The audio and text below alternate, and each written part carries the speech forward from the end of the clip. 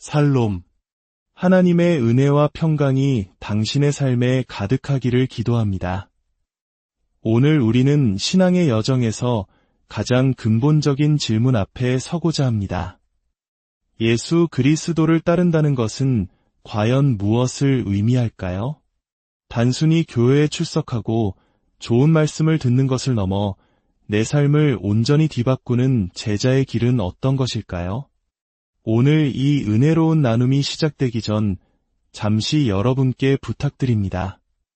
만약 이 말씀이 여러분의 마음에 울림을 준다면 좋아요와 구독으로 저희와 동행해 주십시오. 여러분의 작은 참여는 이 귀한 복음이 더 많은 영혼에게 닿게 하는 하나님의 귀한 도구가 될 것입니다. 이 말씀을 듣고 나누는 모든 분들 위해 주님의 축복이 함께하기를 소망합니다.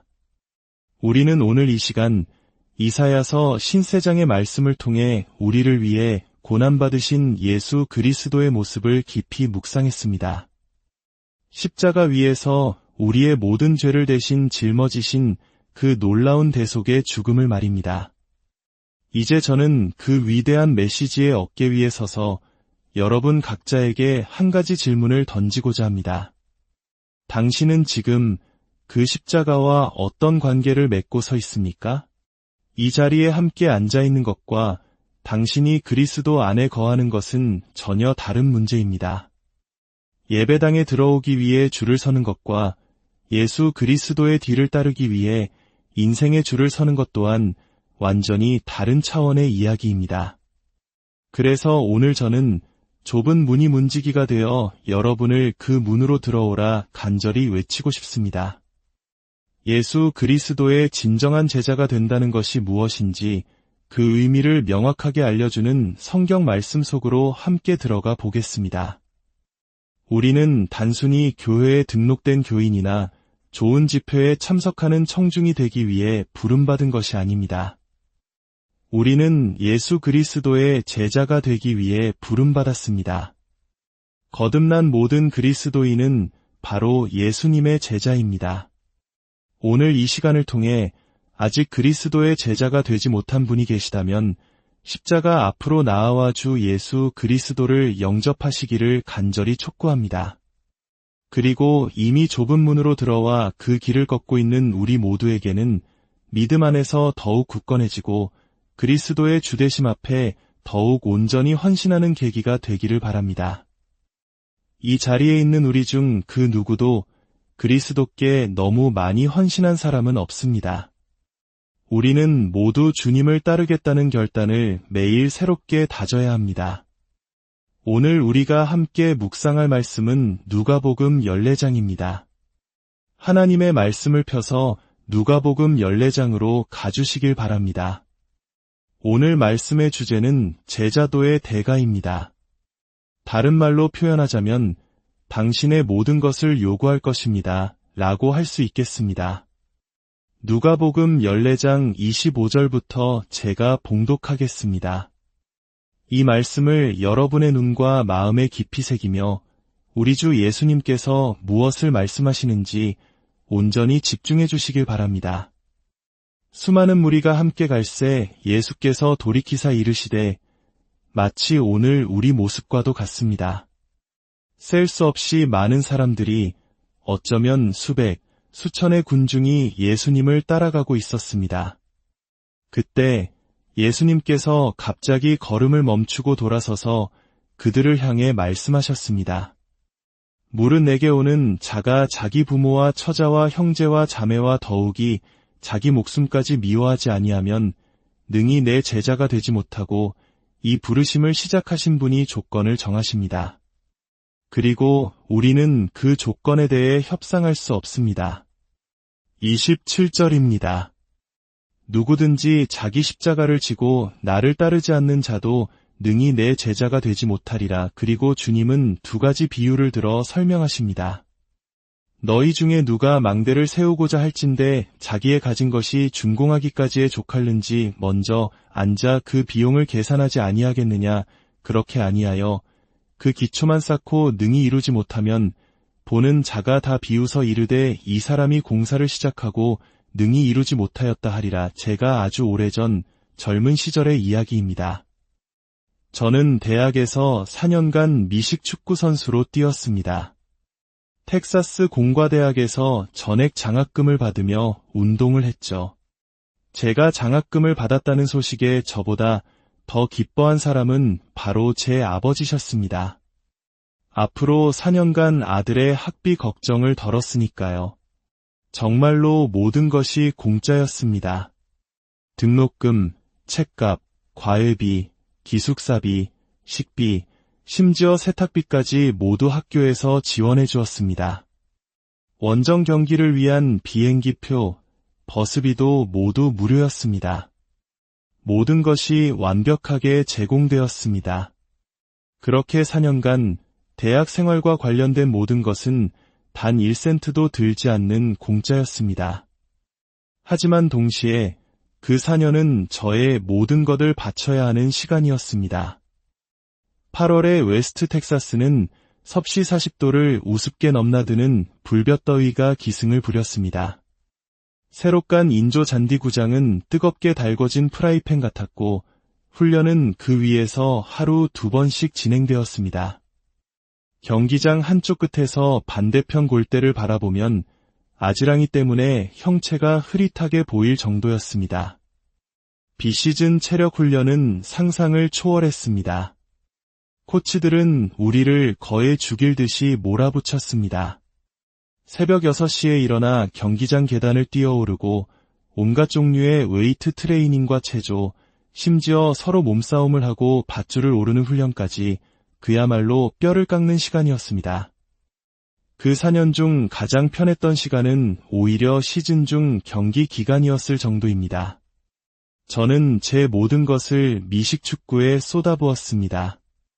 얼마 전 목이 쉬어 병원에 갔는데 의사가 내시경으로 제 성대를 보더니 코뼈가 부러져 있다고 했습니다.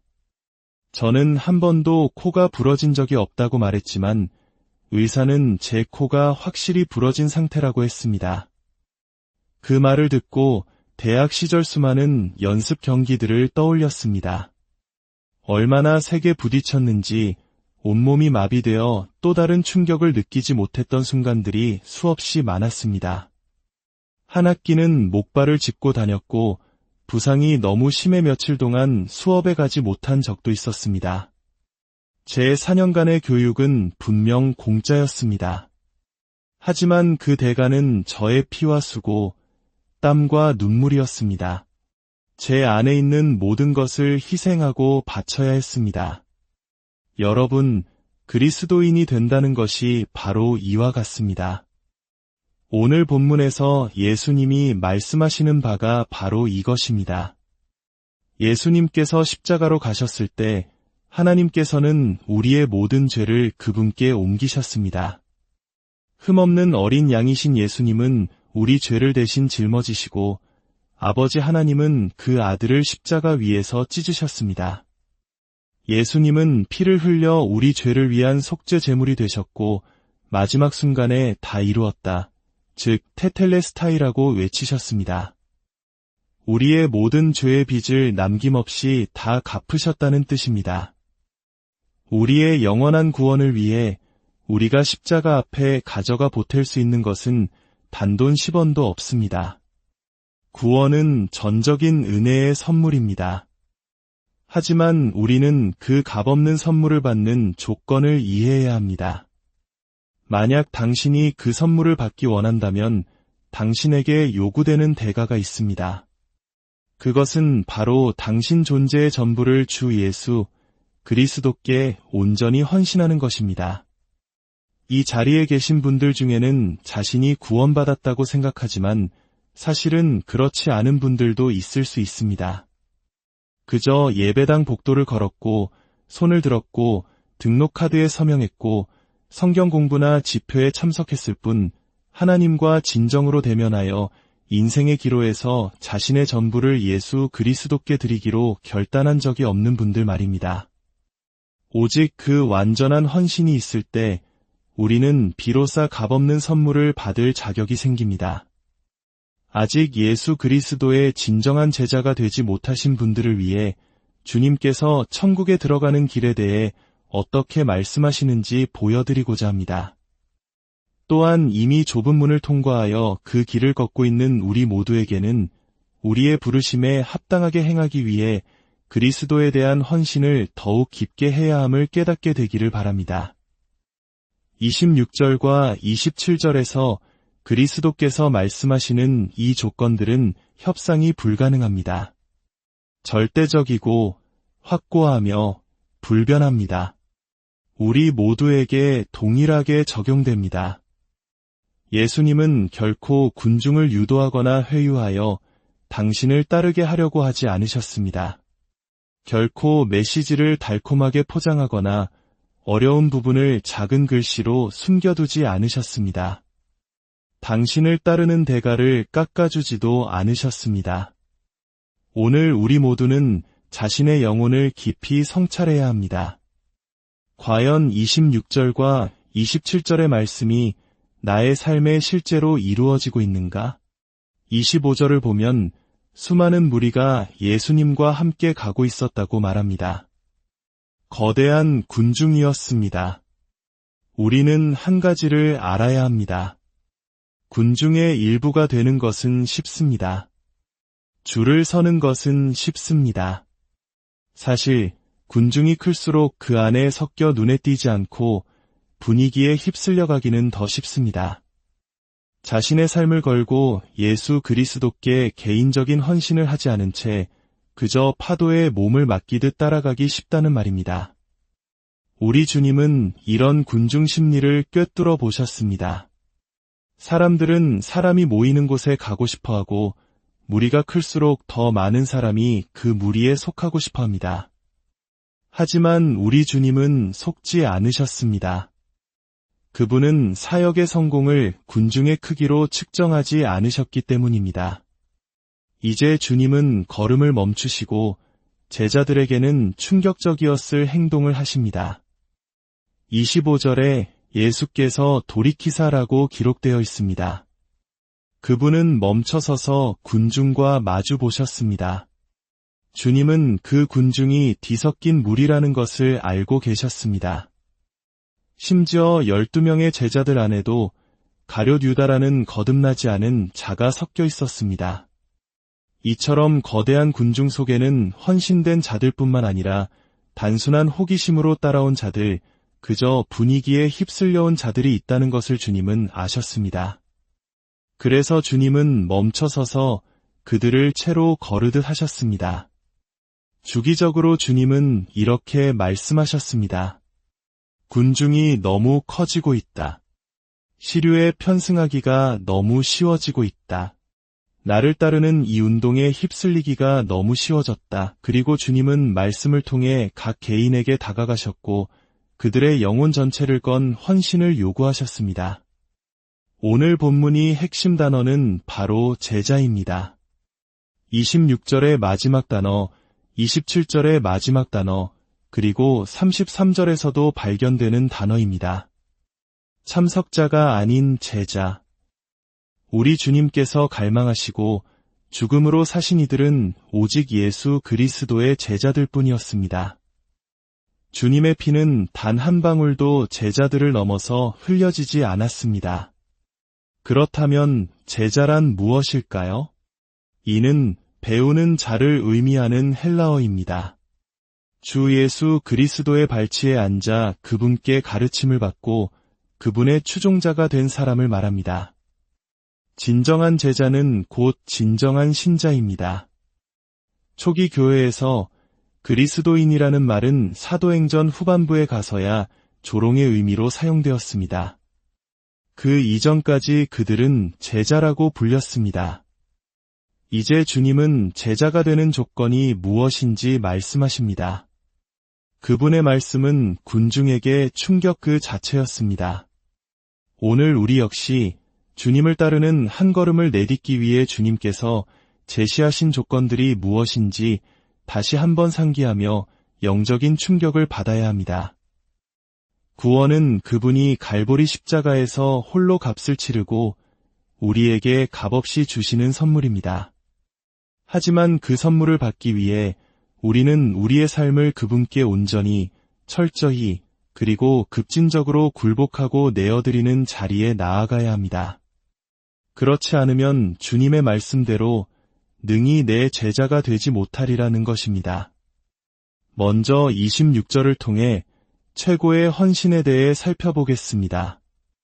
예수 그리스도의 진정한 추종자가 되기 위해서는 인생의 그 누구보다, 그 무엇보다 그분을 더 사랑해야 합니다. 경쟁하는 애정이 있어서는 안 되며 경쟁하는 충성심이 있어서는 안 됩니다. 예수 그리스도가 당신의 삶에서 첫 번째가 되어야 합니다. 그렇지 않으면 당신은 그분을 따르는 줄에 설 수 없습니다. 26절에서 물은 내게 오는 자가라고 하실 때 이 말씀에는 예외가 없다는 것을 의미합니다.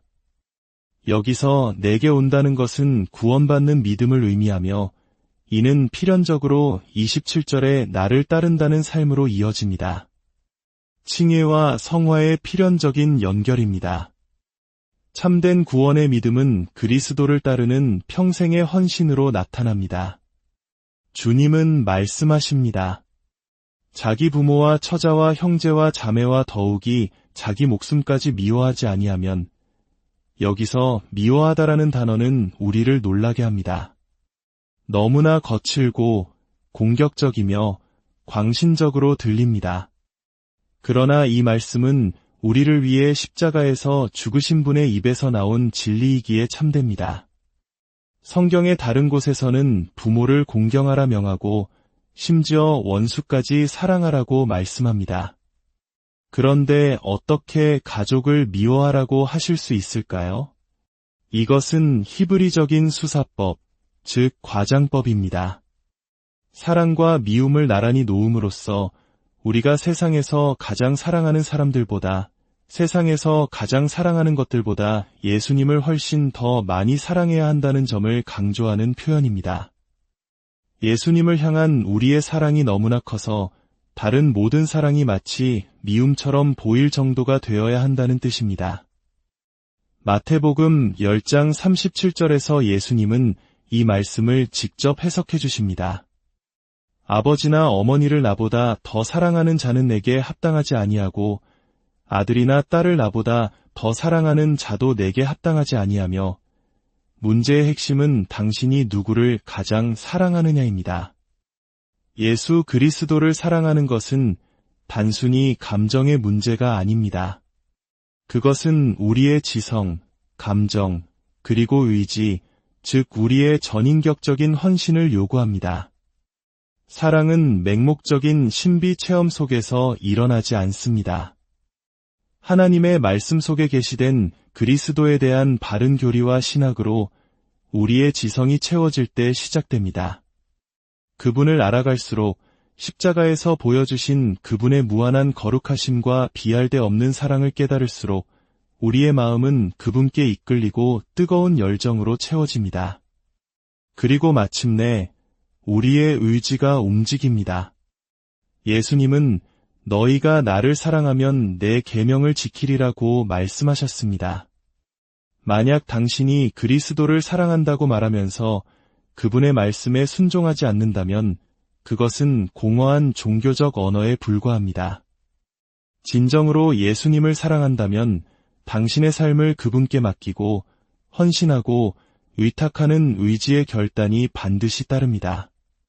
제가 제 아내를 만나 사랑에 빠지고 결혼을 결심했을 때를 떠올려 봅니다. 그녀를 알아가는 지적인 과정이 있었고 그녀의 아름다움에 이끌리는 감정적인 반응이 있었습니다. 하지만 제가 진정으로 그녀를 사랑한다고 말할 수 있었던 순간은 교회 제단 앞에서 저의 삶을 그녀에게 바치기로, 그녀는 저에게 바치기로 의지를 다해 서약했을 때였습니다. 예수님의 제자가 된다는 것이 바로 이것입니다. 주님은 군중의 익명성 뒤에 숨어 순간의 감정에 휩쓸리기 쉬운 우리를 개별적으로 부르시며 절대적이고 온전한 충성을 요구하십니다. 오늘 하나님은 당신을 개인적으로 부르고 계십니다. 아버지보다, 어머니보다, 형제보다, 자매보다, 그리고 26절의 마지막 구절처럼 당신 자신의 목숨보다도 그분을 더 사랑하라고 말입니다. 그리고 손을 들어 막으시듯 단호하게 말씀하십니다. 그렇지 않으면 너는 내 제자가 될 수 없다. 다음으로 27절은 자기 부인을 요구합니다. 군중 속에 있을 때 자기 기만에 빠지기는 너무나 쉽습니다. 위선적인 제자가 되기 쉽습니다. 주님은 이를 아시고 또 다른 충격적인 말씀을 하십니다. 누구든지 자기 십자가를 지고 나를 따르지 않는 자도 능히 내 제자가 되지 못하리라. 자기 십자가를 진다는 것은 무엇일까요? 목에 십자가 목걸이를 거는 것을 의미하는 것이 결코 아닙니다. 로마 시대의 십자가는 극심한 고통과 무자비한 잔인함, 그리고 죽음을 상징했습니다. 자기 십자가를 진다는 것은 재판관 앞에서 유죄 판결을 받고 자신의 죄를 공적으로 인정하며 처형장까지 십자가를 메고 걸어가는 죽음의 행진을 의미했습니다. 그것은 더 높은 권위, 즉 재판관의 판결에 굴복한다는 공개적인 고백이었습니다. 예수님께서 말씀하시는 바가 바로 이것입니다. 우리는 거룩하신 하나님 앞에서 우리 모두가 죄를 범하여 하나님의 영광에 이르지 못했다는 그분의 평가에 동의해야 합니다. 우리는 그리스도의 통치권 아래로 들어가 우리 자신에 대해 죽고 죄에 대해 죽어야 합니다. 더 이상 내 삶은 나의 것이 아니며 이제 나는 예수 그리스도께 내 삶을 온전히 내어드린 그분의 추종자임을 고백하는 것입니다. 그렇게 자신의 십자가를 지고 주님을 따라가는 것입니다. 주님은 우리를 어디로 이끄실지 미리 알려주지 않으십니다. 그저 당신을 무조건적으로 따르라고 부르십니다. 좋은 때나 나쁜 때나 의지적으로 오직 주님만을 따르는 것입니다. 우리의 삶에 다른 의제나 다른 목적, 다른 열정은 없습니다. 예수 그리스도, 그분이 우리 삶의 전부이자 본질이 되는 것입니다. 저는 군중 속에 있는 당신 한 사람 한 사람에게 개인적으로 묻고 싶습니다. 당신의 마음 속에 그리스도를 따르기 위해 당신의 십자가를 진 경험이 있습니까? 거룩하신 하나님 앞에서 당신의 죄인됨을 인정했습니까? 당신의 삶을 다스릴 그리스도의 권리를 인정했습니까? 당신의 자아가 끝나는 지점에서 비로소 예수님이 시작되십니다. 당신은 죽어야만 살 수 있습니다. 당신의 옛 자아가 십자가에 못 박히지 않고는 새로운 생명으로 부활할 수 없습니다. 예수님은 이어서 두 가지 비유를 통해 이 결정이 얼마나 신중한 계산을 요구하는지 말씀하십니다. 이것은 당신 인생 최대의 결정이며 당신의 남은 모든 삶과 영원을 좌우할 문제입니다. 첫 번째 비유는 망대를 짓는 건축가 이야기입니다. 지혜로운 건축가라면 누구든 공사를 시작하기 전에 비용을 계산할 것입니다. 만약 계산 없이 무작정 기초만 쌓고 공사를 중단한다면 지나가는 모든 사람의 비웃음거리가 될 것입니다. 저 사람은 시작만 하고 끝내지 못하는군. 얼마나 많은 사람들의 신앙생활이 이와 같은지요. 집회에서 뜨거운 감동을 받고 교회에 나가고 성경 공부에 참여하며 영적인 기초를 쌓는 듯 보입니다. 하지만 예수 그리스도를 삶의 최우선 순위로 삼는 결단 없이 시작했기에 옛 친구들이 찾아오고 옛 유혹이 다가오면 쉽게 무너지고 맙니다. 모든 것을 바칠 각오 없이 시작했기 때문입니다. 당신의 모든 것을 희생해야 한다는 사실을 미리 계산해야 합니다. 두 번째 비유는 전쟁에 나가는 왕의 이야기입니다. 이 비유는 만약 당신이 그 대가를 치르려 하지 않는다면 어떻게 될 것인가를 보여줍니다. 10,000명의 군사를 가진 왕이 20,000명의 군사를 이끌고 오는 다른 왕과 싸우러 나갑니다. 어리석은 왕이 아니라면 먼저 앉아서 자신이 이길 수 있을지 계산해 볼 것입니다. 승산이 없다면 적이 아직 멀리 있을 때 사신을 보내 화친을 청하는 것이 현명한 일입니다. 여기서 2만 명의 군사를 이끌고 오는 강력한 왕은 바로 만왕의 왕이신 예수 그리스도이십니다. 그리고 10,000명의 군사를 가진 연약한 왕은 바로 우리 자신입니다. 당신은 다가오는 왕이신 그리스도와 평화 조약을 맺어야 합니다. 그렇지 않으면 당신은 마지막 심판의 날에 그분과 맞서 싸워야 하고 영원한 멸망에 처하게 될 것입니다. 주님은 우리에게 자비롭게도 평화의 조건을 제시하십니다. 그 조건은 우리의 조건이 아닌 그분의 조건입니다. 그 조건은 바로 이것입니다. 당신의 부모, 형제, 자매, 그리고 당신 자신의 목숨보다 나를 더 사랑해야 한다. 너 자신의 십자가를 지고 나를 따라야 한다. 그렇지 않으면 너는 내 제자가 될 수 없다. 그리고 33절에서 주님은 결론을 내리십니다. 이와 같이 너희 중에 누구든지 자기의 모든 소유를 버리지 아니하면 능히 내 제자가 되지 못하리라. 이것은 돈으로 천국을 사라는 말씀이 아닙니다. 이것은 당신이 가진 모든 것, 당신 존재 자체의 소유권을 예수 그리스도께 이전해야 한다는 의미입니다. 당신의 삶은 더 이상 당신의 것이 아닙니다. 그분의 삶입니다. 당신의 시간, 당신의 소유, 당신의 미래, 당신의 보물, 그 모든 것이 이제 그분의 것입니다. 당신은 당신의 전부를 그분의 전부와 맞바꾸는 것입니다.